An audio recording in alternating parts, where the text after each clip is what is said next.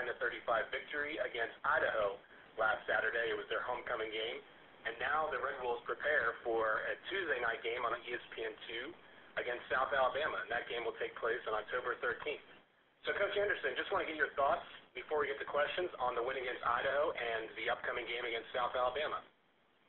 Well, Mondays are always a lot more fun after a win, and to get a win going into conference play was huge for us, so excited about that. Stayed fairly healthy with the exception of Daniel Keith, who we're going to probably miss for a few weeks with an ankle injury, but everybody else really came away good. And again, whatever it takes to get a win, we were able to get that done. And with the way our preseason went and our non-conference schedule went, a win was huge for us at this point. And proud of how the guys played in front of a great crowd here for homecoming. Now it's on to South Al on a tough road trip on a Tuesday night.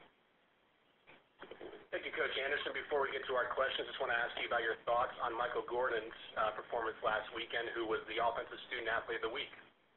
Huge game for him. I thought everybody did a great job helping get that done. O-line played well, wideouts blocked downfield, and he obviously had a great night. He saw things well and ran with confidence. I think he felt real good about what we were doing, and he's healthy.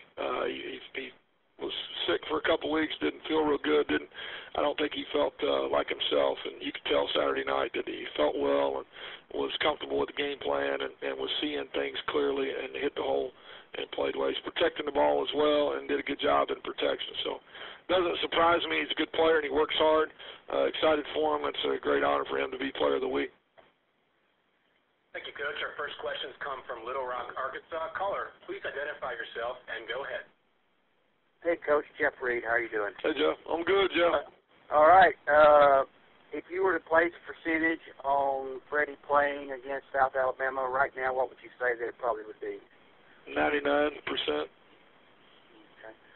So will he be back in full workout mode with the team when you guys get back on the field this week? Yeah, we're on the field Tuesday and Wednesday, kind of a normal schedule with an off day on Thursday, and I really expect that he'll practice, even if we restrict his movement a little bit, just to be cautious. I mean, he could have played Saturday. We would have just been probably being a little bit risky, but he was ready to play Saturday if needed, and so I feel like he'll be 100%. So right now, Daniel is the only one who's out for South Alabama.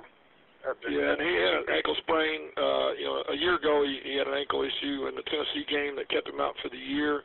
This is the other ankle, and he's actually having a procedure done today, and could have him back within 9 to 14 days, just depending on how quickly things heal up for him. Penalties have been talked about a lot, and your numbers were pretty staggering Saturday. What do you guys do to address that? Well, we teach from the ones that we can. Every Sunday night at 6:45, we have a team meeting, and we watch all those clips together as a group and talk where we could clean up some things. We discipline the ones that are just guys making poor decisions. We teach the ones that are just hand placement or body placement in the wrong place. And then some of them you just have to kind of chalk up as part of the game. There's a style of play and a tempo and an effort level that we play with that I don't want to dial down, and so there's going to be some contact penalties and just some bang-bang type calls that are just the nature of the game and that come with it. Mainly overcoming it is more important than anything, but discipline, teaching, and then obviously overcoming it is about all you can do. And I think the emotions are different in every game. I think the officiating is different in every game. There's some games that you don't see many flags at all. There's some you see more than others, and this just happened to be one of those games where both teams were penalized a great deal. And it was a competitive, chippy football game that ended up with more flags than I think anybody wanted. Thanks, Coach. Thank you very much, and thank you, Coach Anderson. We appreciate your time today.